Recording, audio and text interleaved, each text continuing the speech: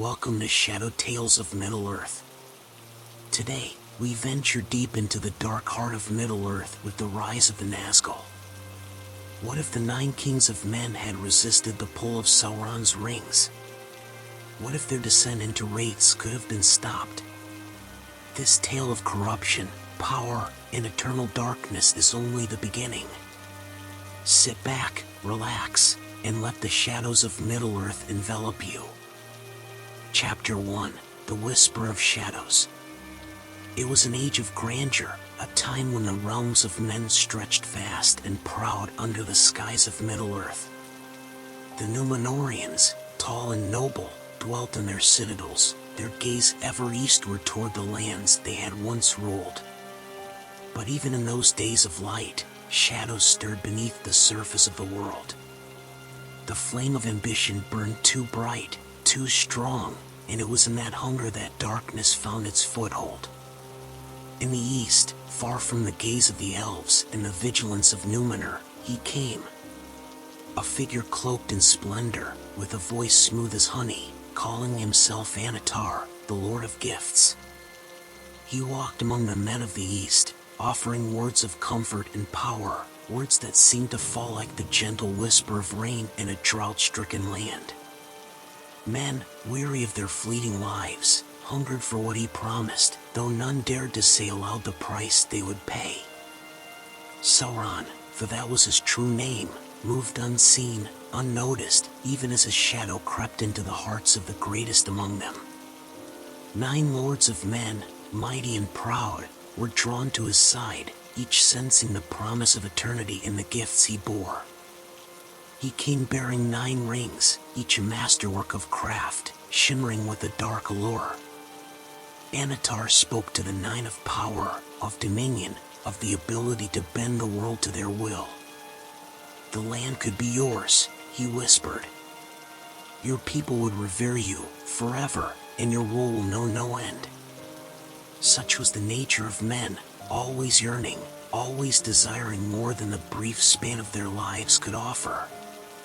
And so, one by one, the 9 accepted his gifts. Their hands closed around the rings, cold to the touch at first, but soon warming with a power that seeped into their very bones. The moment they put them on, they felt it, an invisible thread, pulling them towards something they could not name, yet craved with all their being. The 9 were changed. They began to age more slowly, their bodies strengthened, their senses sharpened. What man would not revel in such gifts? They became kings, rulers of vast domains, their power growing with each passing year. They gathered followers, raised armies, and carved their kingdoms out of the wild places of Middle-earth. They were feared and respected in equal measure, and for a time, it seemed as though Annatar's gifts were a blessing beyond compare. But there were whispers, soft at first, almost imperceptible, like the breeze before a storm. The 9 began to dream dark dreams, dreams filled with shadow and flame, where a voice, deep and malevolent, called to them from the abyss. Sauron's true purpose was awakening within them, but it was still cloaked in the guise of their ambitions. They did not know they had already begun to lose themselves. Years passed, and with each one, the lords grew more distant from their own people. Their eyes, once bright with life, now seemed to see beyond the mortal world, as though gazing into some far-off realm. They became secretive, isolated, and soon, even their closest advisors feared to speak with them. For the power they wielded came at a cost, and that cost was their very souls. The first to feel it was Galadhon, the mightiest among the 9, whose kingdom stretched across the plains of Run. In the beginning, his subjects had worshipped him as a god-king, his armies undefeated in battle, his reign unquestioned. But as the years passed, Galadhon began to hear voices in the night, whispering his name. At first, he dismissed them as dreams, nothing more than the stirrings of his own mind. Yet, as time dragged on, the voices grew louder, more insistent, until they were no longer whispers but commands. "Do you not crave more?" they asked. "More than just this fleeting role? You could be eternal. You could rule forever, beyond time, beyond death."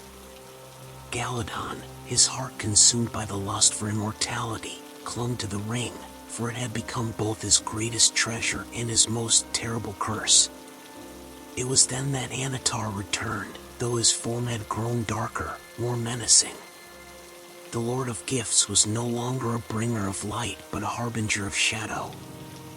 He no longer needed to speak in honeyed tones, for the nine were his. They could feel his presence, even when they did not see him, an invisible hand tightening around their throats. "Your fate is sealed, my lords," Anatar spoke softly, though his words carried the weight of doom. "The power I have given you is but a taste. You will rule, yes, but you will rule through me. Your lives are now bound to the ring, and through it, to me. In exchange for your kingdoms, your power, and your strength, you will serve me for all eternity." Galadon recoiled at the words, but it was too late. He had already felt the power of the ring seep into his bones, the coldness of it entwining with his soul. It was not a gift, it was a chain. And as he looked down at his hands, once strong and sure, he saw them begin to wither, the skin turning pale, almost translucent, as though the very essence of life was being drained from him. Around him, the other 8 lords experienced the same slow decay. Their mortal forms began to fade, their faces grew hollow, and though their minds screamed in horror, their bodies were enslaved to the power of the rings. They no longer walked as men. They became something else, something darker. The shadow deepened over their lands, and soon, none dared to speak their names. The once mighty kings had become wraiths, phantoms that drifted through their halls, bound to the will of Sauron. Though they still ruled in name, it was the Dark Lord who guided their hands, their thoughts, their very breath. The whispers never ceased, they were now part of the darkness that had consumed them. Their kingdoms, once shining beacons of power, crumbled into ruin. Their people abandoned them, their courts fell silent, and where once there had been life, there was now only the chill of the grave. For the nine were no longer lords of men, they were Ringwraiths, bound forever to the one who had forged their fate. And in the east, Sauron watched with cold delight, for his plan was complete. The nine would serve him, their wills broken, their souls enslaved. And as the first of his Nazgûl, they would strike fear into the hearts of all who stood against him. His army was growing, and the shadow over Middle-earth was only just beginning to fall. Chapter 2, The Descent into Madness. The nine lords of men, once rulers of great realms and wielders of immense power, now stood on the brink of a terrible transformation. At first, the gifts of the rings had filled them with pride, their kingdoms flourishing under their enhanced wisdom and strength.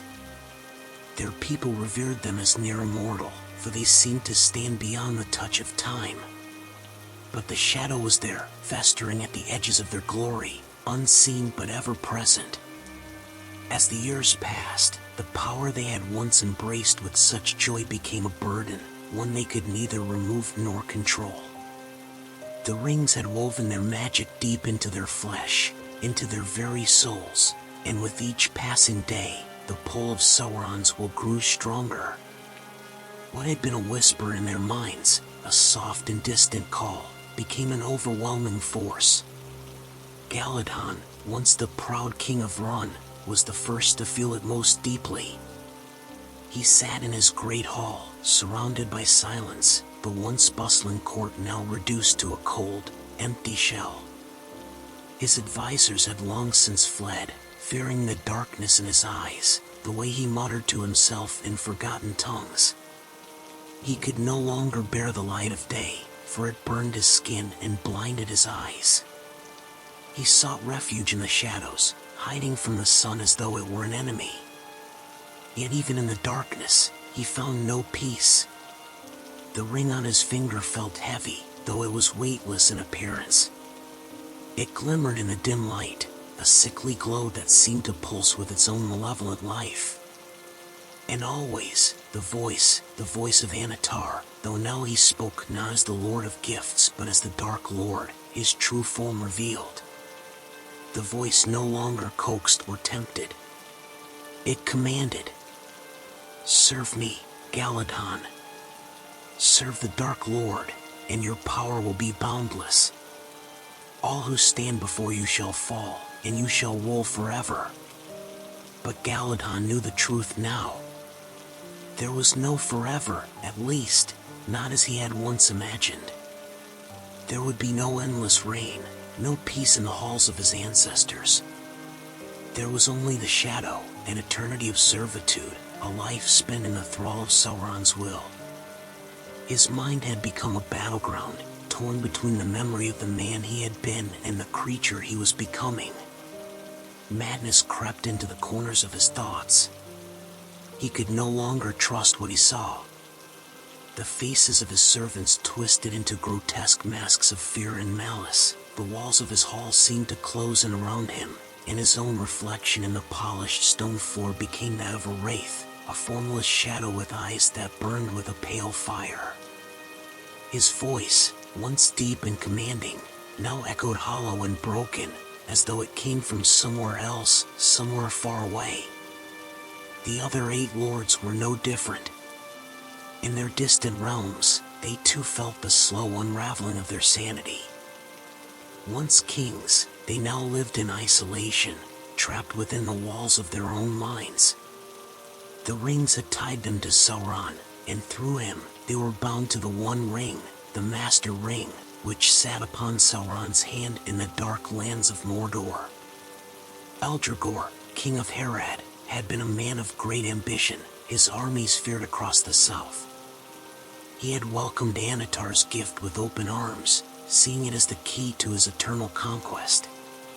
But now, the armies he had once commanded with pride had turned to dust, and his kingdom was a barren wasteland. He wandered through the ruins of his city, unable to understand where the years had gone. His people no longer saw him as their king. They saw him as a monster, a walking ghost, his face hidden beneath a hood, his eyes glowing with a cold, merciless light. The same was true for Thranduil, the Lord of Fordwaith, whose icy kingdom had once been unassailable. The cold winds of the north no longer bothered him, for his flesh had grown numb, his veins frozen by the ring that now ruled him. His mind, once sharp and tactical, was consumed by a single, relentless voice. The promises of glory had long faded, replaced by the endless commands of Sauron. He no longer cared for his people, for his lands, for anything but the dark whispers that filled his every waking moment. The 9 no longer communicated with each other, though they were bound by the same fate. They had become islands of despair, each trapped in their own hellish existence, clinging to the remnants of their mortal lives. The years passed, and time no longer had meaning for them. Their bodies aged unnaturally slowly, but their minds deteriorated far more rapidly. They were no longer lords of men. They were something between life and death, caught in the endless web of Sauron's design. Sauron's control grew stronger. The Dark Lord, seated upon his iron throne in the heart of Mordor, tightened his grip on the 9. They could feel his presence always, like a shadow that followed them even in their dreams. Their thoughts were no longer their own, their wills bent to his command. What had once been a slow pull became a ravenous force, devouring their minds, their identities, their very souls. The first to fall entirely was Galadhon. One night, as he sat alone in his chamber, the whispers grew to an unbearable crescendo. His mind shattered, and he felt himself pulled from his body, as though his very spirit was being ripped away. He screamed, but no sound came from his lips. His flesh became translucent, and he saw, with mounting terror, the transformation that had begun. His hands faded from sight, his legs became insubstantial, and soon he was nothing but a wraith, a shadow of the man he had once been. But the worst of it was the silence that followed. The voices, the commands, the whispers, they were gone. In their place was only the cold, crushing emptiness of the shadow. He was no longer Galadhon. He had no name, no identity. He was merely one of the nine, a servant of the Dark Lord. And though he could still see the world around him, he was forever separated from it, like a distant observer trapped behind a veil. One by one, the other 8 followed the same path. Their flesh faded, their minds snapped, and they became the Nazgûl, the Ringwraiths, the most feared servants of Sauron. They were no longer bound by the mortal world. They existed in the Shadow Realm, a place between life and death, where the Dark Lords will reign supreme. The transformation was complete. Sauron had his 9, and they would obey him without question, without hesitation. The rings had taken their toll, and the men who had once been kings were now slaves, bound to the power of the One Ring. They could no longer feel, no longer think as men. They were creatures of the dark, doomed to serve the Dark Lord for all eternity. And so, the descent into madness was finished. The 9 had fallen, and their kingdoms had crumbled into ruin. Middle-earth had lost its mightiest lords, and in their place, a new terror was born, one that would haunt the land for ages to come. For the Nazgûl were not merely shadows, they were the embodiment of fear, the darkest aspect of Sauron's power, and their reign had only just begun. Chapter 3, The Eternal Night. The world had changed. The 9, who once ruled as lords and kings, no longer walked among the living. Their once great names were whispers on the wind, forgotten by men, erased by the passage of time and the weight of their curse. The 9 were now Nazgûl, wraiths bound to the will of Sauron, and though they still moved in the physical world, they were no longer part of it. Their transformation was complete. Each of them had experienced the fall in different ways. The fading of their mortal forms had been slow, almost imperceptible at first, but now it was undeniable. They no longer cast shadows, for they themselves had become the shadows. They moved like specters through the lands they once ruled, unseen by the living unless they willed themselves to be.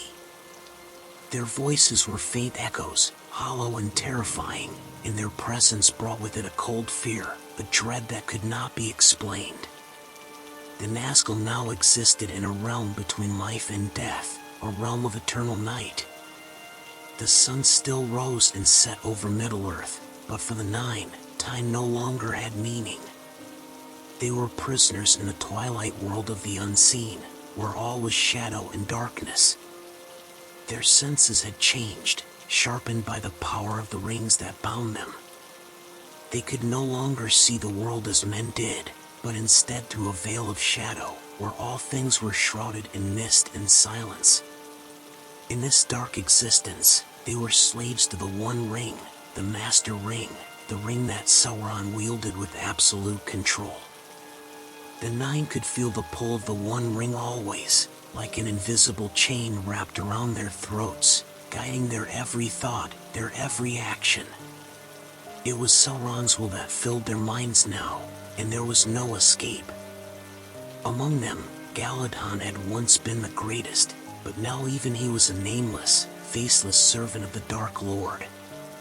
His thoughts, once filled with ambition and dreams of conquest, were now empty, devoid of any true will of his own. He lived only to serve, to obey, to hunt those who defied Sauron. The other 8 were the same, their individual identities slowly eroded until they were no more than tools in Sauron's hand. The transformation had stripped them of all that was once human. They felt no hunger, no thirst, no pain, but also no joy, no relief, no peace. Their existence was one of constant torment, a ceaseless craving for the One Ring, though they would never possess it. The Nazgûl existed only as extensions of Sauron's malice, driven by his will to carry out his commands. Their power, however, was undeniable.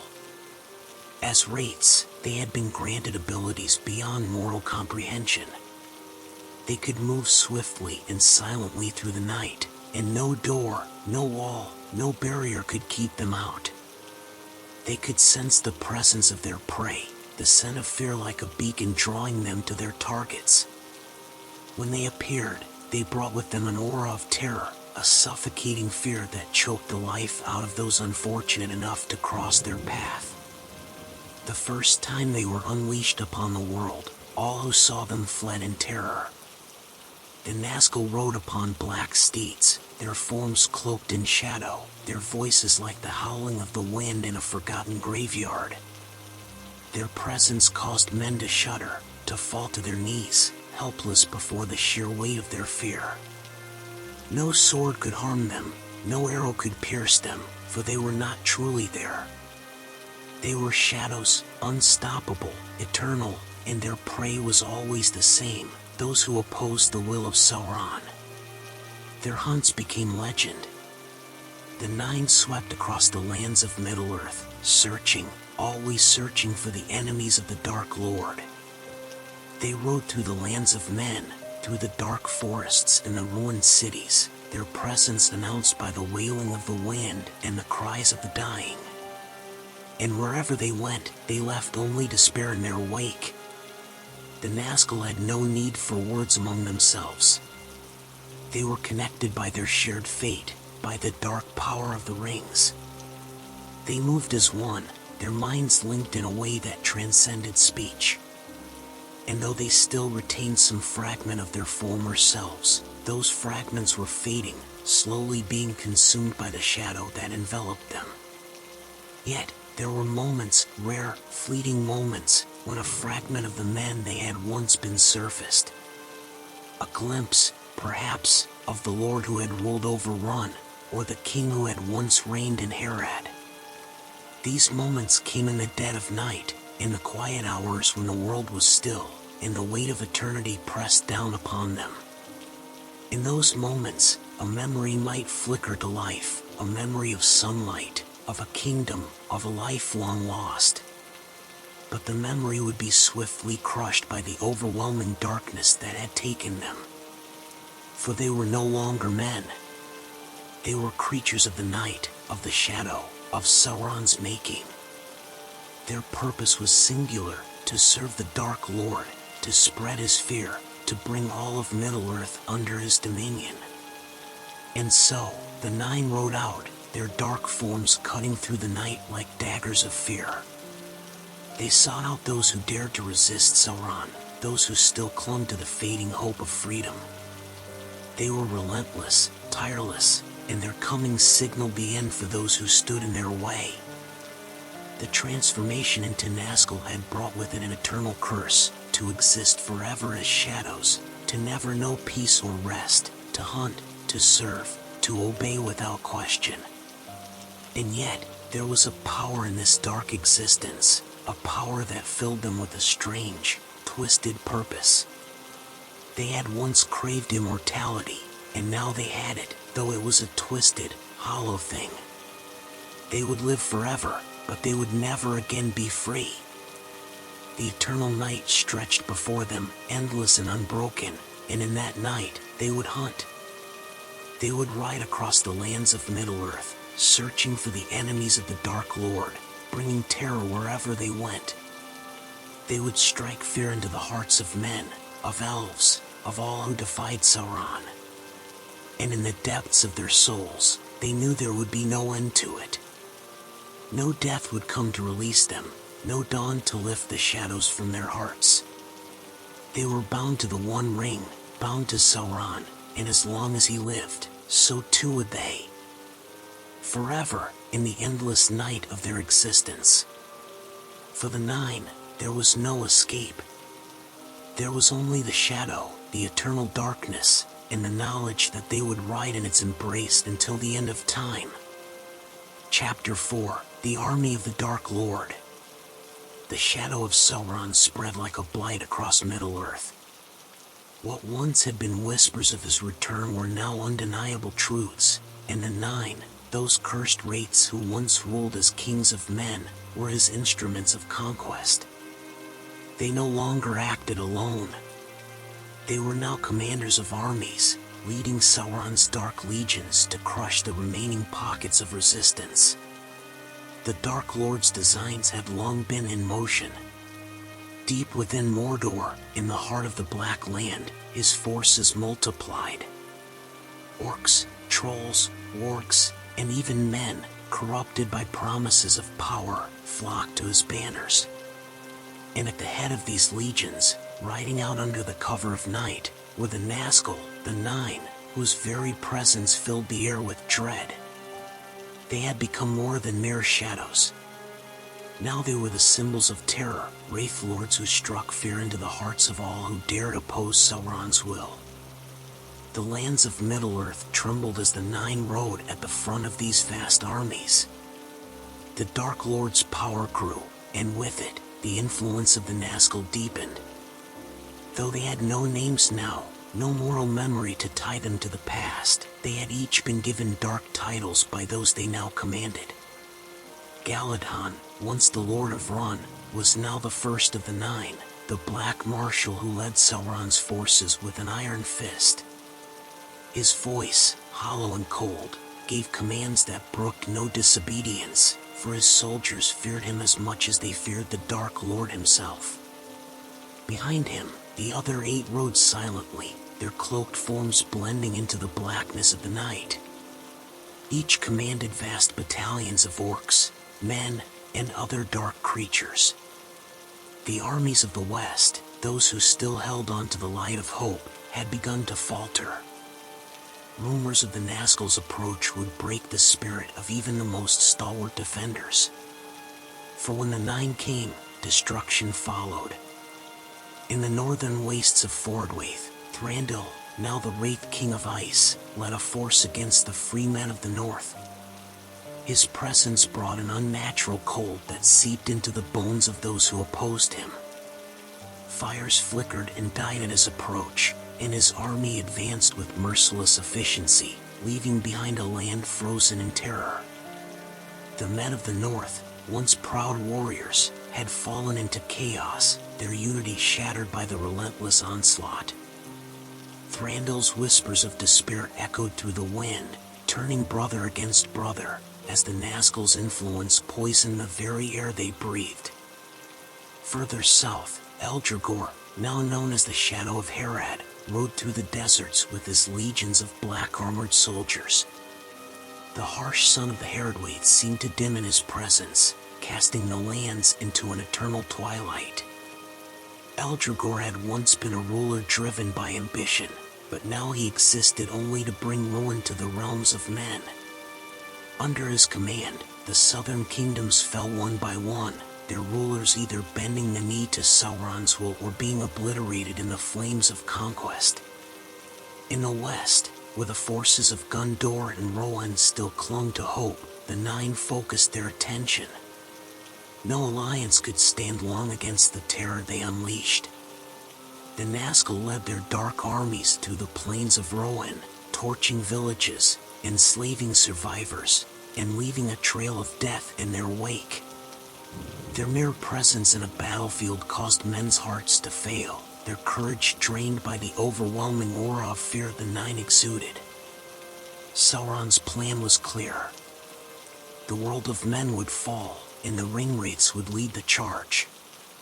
Under their command, the armies of darkness spread through Middle-earth like a plague. And in the east, Galadhon, the Black Marshal, moved with grim purpose. His voice, once filled with the pride of kingship, now echoed with the hollow emptiness of the shadow. He was no longer a king, he was Sauron's executioner, his will made manifest on the battlefield. Wherever the Nine rode, Their dark powers corrupted the land. The trees withered, the rivers ran dry, and the skies grew dark. Their influence was inescapable, a creeping shadow that suffocated all life. And though they had once been men, capable of thought and ambition, now they were something else entirely. They were weapons, bound to the will of their master, driven by a hatred that was no longer their own. The loyalty of their armies was born out of terror, not devotion. Orcs and men alike feared the Nazgûl more than they feared death. To disobey one of the nine was to invite a fate worse than death, a fate in which one's soul would be consumed by the shadow, lost forever in the endless night of Sauron's dominion. There was no mercy, no hesitation, only the cold certainty of annihilation. Even the bravest of Sauron's enemies faltered in the face of such overwhelming darkness. The white city of Minas Tirith, the last stronghold of hope in the west, began to feel the weight of despair as word spread of the Nazgûl's approach. The people whispered in fear, their hearts heavy with the knowledge that when the nine arrived, all would be lost. It was not just the armies that they led, it was the fear they commanded. The Nazgûl had become the living embodiment of terror, and with every victory, their power grew.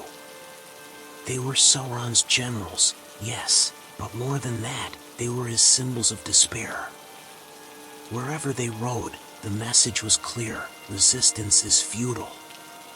In the depths of Mordor, Sauron watched the progress of his armies with cold satisfaction. His empire was growing, his influence spreading like wildfire. The Nazgûl, his most trusted servants, were at the forefront of this conquest, and their success was inevitable. He had shaped them into the perfect instruments of fear, and they had not failed him. The nine no longer thought of themselves as men. The titles they had once held, their kingdoms, their identities, were meaningless in the face of their eternal servitude. They had become the tools of the Dark Lord, and through them, his power was made manifest. But deep within the minds of the nine, there was a flicker of something that could not be entirely erased. It was not hope, nor rebellion, but a dim awareness of what they had lost.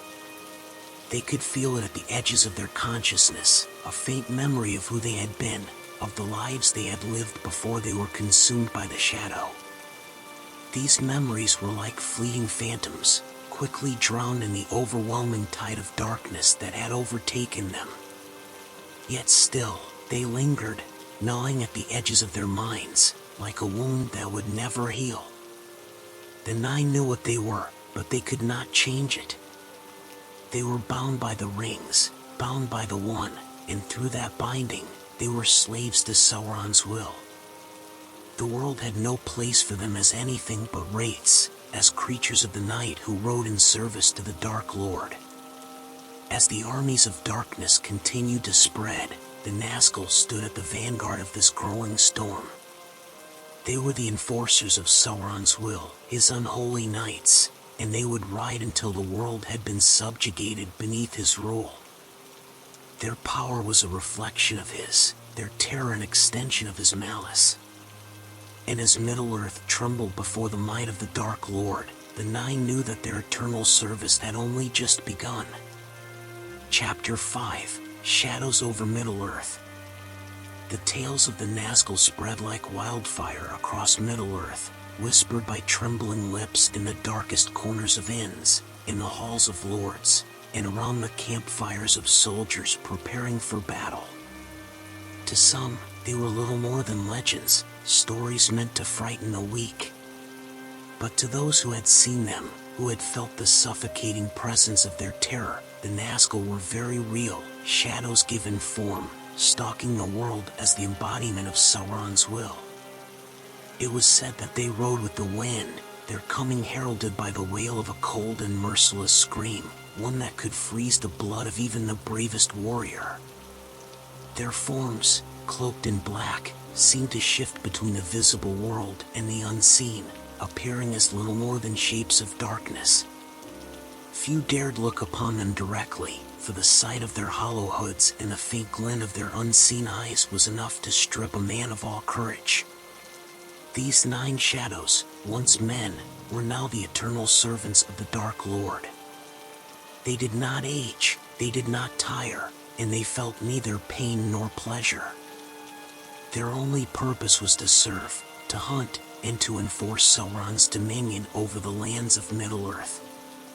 And in doing so, they became the most feared creatures in the world, a terror that surpassed even death itself. Though Sauron's enemies might hope to strike down his orcs, to defeat his armies, the Nazgûl were beyond mortal reach. No blade could pierce them, no fire could burn them. They were specters, immune to the weaknesses of the living, bound only to the One Ring and to the will of their master.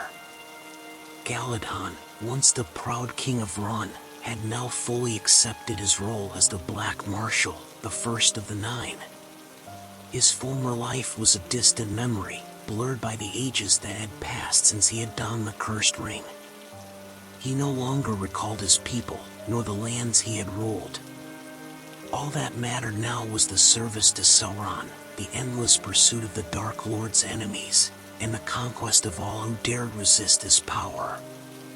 It was Galadhon who led the Nazgûl with a dark and unyielding command. His presence on the battlefield brought despair as surely as the rising of the sun brought light. His whispered orders, spoken in a voice that seemed to come from the depths of the abyss, carried the weight of inevitable doom. Under his leadership, the 9 became the perfect tools of terror, crushing resistance and leaving ruin in their wake. But even as the Nazgûl served their master, the world around them began to speak of them in hushed tones. Across Middle-earth, from the white city of Minas Tirith to the remote corners of the Shire, their names were spoken with dread. Children were told of the Ringwraiths who rode in the night, and mothers would comfort their young by saying that the Nazgûl hunted only those who strayed too far into the darkness. The truth was far worse. The Nazgûl did not discriminate. They brought destruction to all who stood in the path of Sauron's conquest. As the dark armies marched across Middle-earth, their path of war was often led by the 9, who scouted ahead, sowing fear and confusion before the onslaught began. The mere rumor of their approach was enough to cause armies to falter, to break rank, and to flee in disarray. There were no heroes who could stand against them, no champions who could strike them down. The legends of men and elves, once filled with tales of glory and valor, began to be tainted with fear, as even the bravest warriors spoke of the Nazgûl with trembling voices. The mightiest of men could not look into their eyeless faces without feeling their will slip away, crushed under the weight of terror that the 9 carried with them. And so, the Nazgûl became more than mere servants of Sauron. They became symbols, myths that walked the earth.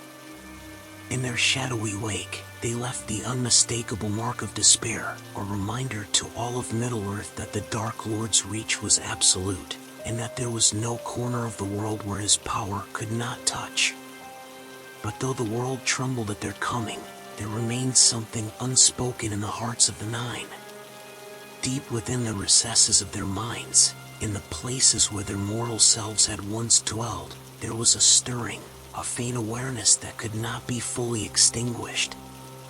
The 9 no longer had names, no longer remembered the faces of their loved ones, the lands they had ruled, or the lives they had once lived. But there was a gnawing emptiness that came with their eternal servitude, a lingering reminder that they had once been more than shadows. This was not a feeling of regret, for the Nazgûl were long past the ability to feel sorrow or joy. It was simply the awareness of loss, of an existence that had been stripped from them and replaced with the endless night of their new lives. As they rode across Middle-earth, they sometimes caught glimpses of places they had once known. Galadhon felt a flicker of recognition as they passed the ancient ruins of his former kingdom, though the memories of his reign were faint and distant. Eldrigor, the shadow of Harad, sometimes looked upon the desert sands with a strange sense of longing, though he could no longer remember what it was he had desired in life. Yet these moments were fleeting, crushed beneath the overwhelming dominance of the One Ring and the ever-present will of Sauron. Whatever remnants of their humanity remained were buried deep, beyond their reach. They were wraiths now, bound to serve until the end of days. Their legacy was one of terror, of ruin, and of eternal servitude. The 9 rings of power, once symbols of greatness, had become shackles, and through them, the 9 were chained to their master's will. The kingdoms of men might rise and fall, the world might change, but the Nazgûl would remain unchanged, undying, and forever bound to the shadow. And so they rode, their eternal vigil never ending. They were the wraiths of the night, the terror in the hearts of men. They were the 9, the Nazgûl, and their fate was sealed in the fires of the One Ring. For as long as Sauron lived, they would serve, bound to the darkness, locked in a fate that they could not escape. The shadows would always follow them, and they would always obey. For the 9 were no longer kings, no longer men, they were the emptiness of fear, the silent dread that stalked Middle-earth, serving their master until the very end of all things. And in the end, all that remained of them was the shadow that walked unseen, the shadow that obeyed without question, the shadow that knew only terror.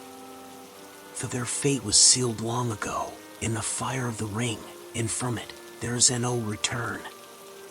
Thanks for joining us on this dark journey into the shadows of Middle-earth. If you want to uncover more secrets of the Nazgûl and delve deeper into Sauron's dark empire, make sure to hit like, subscribe, and ring the bell right below to get notified for our next tale. More dark adventures, mysterious magic, and forgotten legends are coming your way soon. Don't miss out.